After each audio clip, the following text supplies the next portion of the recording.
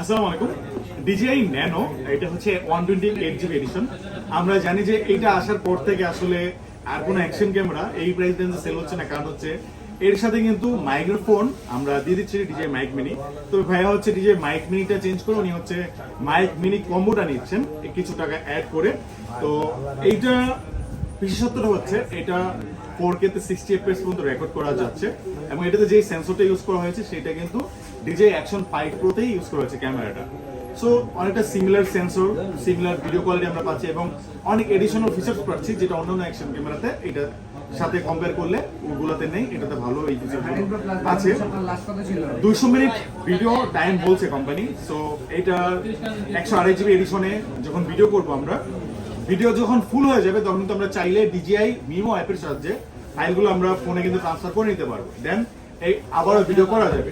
So 128GB মানে সেখানেই শেষ নয়, আমাদের ফোনে যতটুকু স্টোরেজ আছে সেটুকু স্টোরেজও কিন্তু আমরা এখানে ব্যবহার করতে পারবো।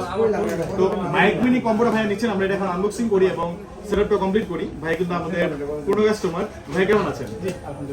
ভাই এর আগে তো GoPro ইউজ করতেন এবং GoPro 11 ইউজ করেছেন। তো GoPro 11 এইটা ইউজ করে থাকা সত্ত্বেও আপনি এই DJI ন্যানোটা কেন নিয়েছেন? আমি GoPro থেকে সুইচ করে এমন একটা পোর্টেবল জিনিস চাচ্ছিলাম যেটা আসলে আমি মূলত আমি ট্রাভেল ব্লগ করে থাকি। আচ্ছা। শুরু করেছি কিছুদিন হলো। জি। তো এটা একটু বাল্কি সাইজ হওয়ার কারণে আমি চাচ্ছিলাম যে একটু কম্প্যাক্ট বা যদি আমার পোর্টেবিলিটি সুবিধা হতো, তো সেই ক্ষেত্রে বিবেচনা করে আসলে এই ক্যামেরাটা নেওয়া, এবং এটা নেওয়ার পরে আমি ওইটা আসলে সুইচ করে ফেলবো। তো এই ছিল আমার হচ্ছে প্রাইমারি টার্গেট।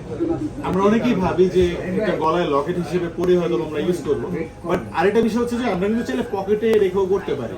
লকেট মানে ম্যাগনেটটা পকেটে রাখতে পারি আর বাইরে থেকে এভাবে রাখতে, ভাইয়া যেভাবে দেখালো মাউন্ট করতে পারি। দ্যাট মিন্স আমি হাতে কোনো টাচ করতে পারছি না, এটা হচ্ছে আমার ভিউটা নিচ্ছে।